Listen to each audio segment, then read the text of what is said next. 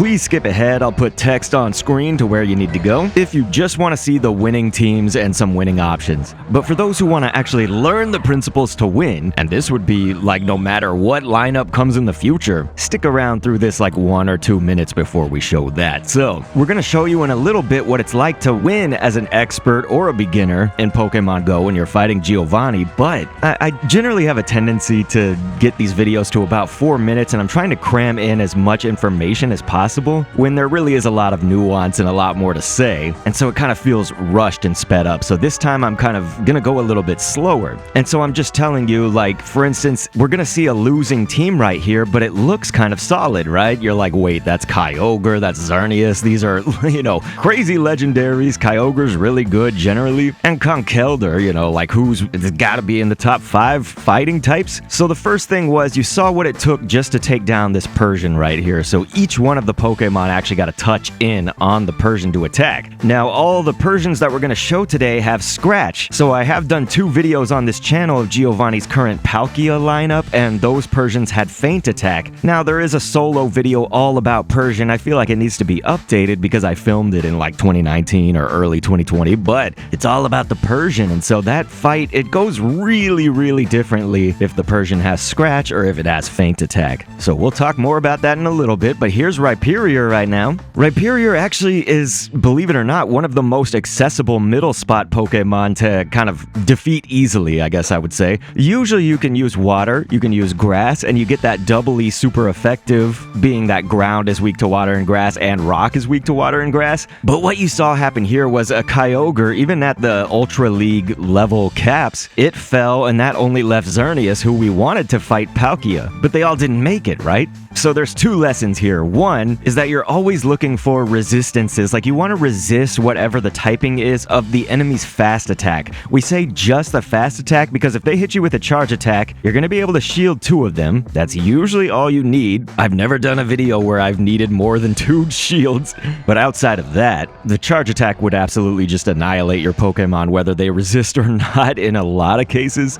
and so you want to really just resist the fast attack. That's what it's all about. So Persian having Scratch is what we're about to discuss, but the other lesson, and this applies here, but it applies to all Team Go Rocket fights, I'm just saying I want to put an emphasis on it with Persian as well, is that you want to take advantage of stun time. So let's go back to the very beginning. Stun time, or the stagnation period, is basically every single time that you or they use a charge move, or whenever either of you faints or switches out a Pokemon. So again, that's you or Team Go Rocket. This applies to every fight, Grunts, Leaders, Giovanni. So you're going to notice that the Team Go Rocket side stands still after one of those things happens. So look, we send in Annihilate. That Persian is standing still. 1, 2, 3, 4. We got 4 attacks in, and that's when it started attacking with Scratch. So that was on a switch. Now notice we're going to try to get a charge move in here pretty quickly, but we want to overgenerate our energy right now. I should also give you the minor spoiler is that this is the winning team, but they lose right here. We're going to explain why. So look at this. We're going to get that Rage Fist off right there. Shielded, but of course, look, Persian standing still. 1, 2, 3. We got 3 attacks in, and then it started attacking. So when you switch or feint, it's a little bit longer. But when you do a charge move, there's still some stun time or stagnation period. So what you do during this time, notice I'm getting another one right here. So charge attack, boom. Here's what you do. Let's say we had enough energy to fire one off. We don't want to right away because we want to basically take advantage of that time. If you just fire one off, that's a wasted 2.5 seconds right there that you could be getting in some hits just freely while they do nothing, right? So I kind of overgenerate my energy, and then you can basically just kind of chain together charge moves, meaning that if you've like overgenerated and you can keep using charge attacks, then Team Go Rocket stands still over and over and over again, right? And so here's Sand Slash. Sand Slash doesn't have any particular advantage, at least doing super effective damage. Now there is nullification of Dragon, right? So Sand Slash, this is Alolan Sand Slash, obviously, so that has the Steel typing when it's the Alolan version. Steel is going to resist Dragon. Now you see what happened here. These Pokemon, other than Annihilate, are all below 1200 CP, so it's a little bit low, and there are Pokemon options that can do this. I actually have a video right now that's beating Giovanni below 1200 CP, so there are Pokemon that can do it. I just know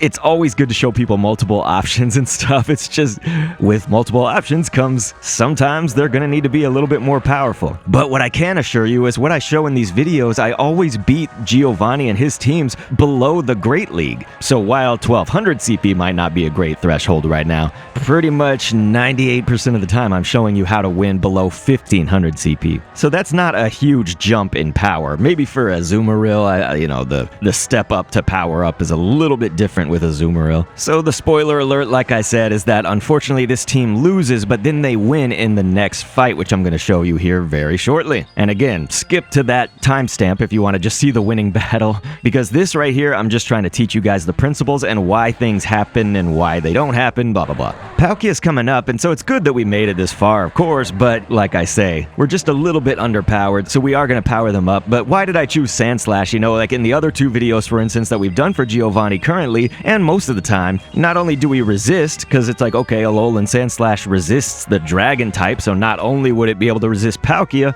but it would resist both of the attacks of Kingdra. We knew Kingdra was in the middle spot right here. It also has that really spammy moveset combination of fast and charge attacks, so you get that great sweet combo of constantly running Team Go Rocket in the stun time. So that's why we did it, among just trying to show you guys different options like these. So here is the winning team. So this is going to show you how to win as an expert or a beginner. So you should remember, like I said, we always show the 1500 or below CP. Well, I actually did include one that's higher. We have the 1500 or below on the left. That's your Great League level caps. But there are some people that believe in just kind of out-muscling Giovanni, you know, just like, I don't really care too much about the type advantages. I'm going to just try to out-muscle him. So that might be the beginner on the right side. It's up to you to determine, you know, who's the expert here, who's the beginner. And so a lot of people will comment to me pretty regularly on this Persian with Scratch. They're like, I have a Machamp that's like 3000 CP. Look at this Machamp, 2983. And they're like, it still doesn't win. And then some people are just like, no, I just use my 3400 Machamp and then win. Yeah, it's like you can and you can't. So the way to actually win it is, first off, we had to switch. You saw that Mega Gardevoir got a few hits in over there on the right. So we had to switch. Machamp couldn't just do it all solo. But notice this Machamp right here actually is going to get down to basically one hit. And so what it needed to be was counter as the fast attack, but then cross chop as the charge attack. If it had dynamic punch even, great move or whatever, would definitely do some damage to Persian, but Giovanni's going to shield those first two charge attacks, so you're really not even going to get that off. And so the charge move being cross chop, that makes Machamp a lot more viable. But again, I would go with something different, like Annihilate, and that's why we use Annihilate. Annihilate crazy resists because it's part ghost, right? So on the left side, you saw that we did knock out the Persian, but we got to save our Annihilate. Whereas on the right side, trying to outmuscle it and trying to think kind of surface level rather than really dive deep, right? Like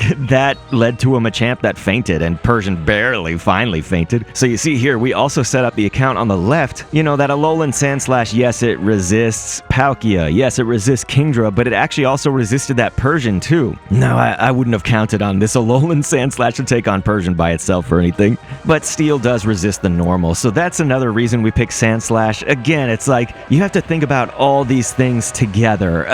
Here's the third lesson, basically. Address the fight based on what the scenario is that Giovanni throws at you. Don't try to think of a one-size-fits-all solution unless you really do just have Pokemon that are like 4000 CP, and you've got a ton of them. I just know not every player has all the options, right? It is a challenge for me as a content creator in this space, like for Team Go Rocket. You know, some people are going to be rural, and then some people are going to be like city living where they have access to everything. Some people are somewhere in between. Some people are beginners. Some people are just straight up experts that still can't do it. You know, like there's so many different kinds of players in Pokemon Go. For me to tackle them all and keep you guys' attention spans, you know, like it is difficult for me, but that's why I try to limit it to below 1500 CP, so it's like budget teams for anybody. But that also means that you could theoretically, you could use the same Pokemon but power them up, right? Like you could have an Annihilate that's close to 3000 CP and do a lot better. Doesn't that stand to reason that, like, you know, if I limit myself, I can at least come down to a beginner or maybe a rural or someone who needs budget options, stuff like that, right?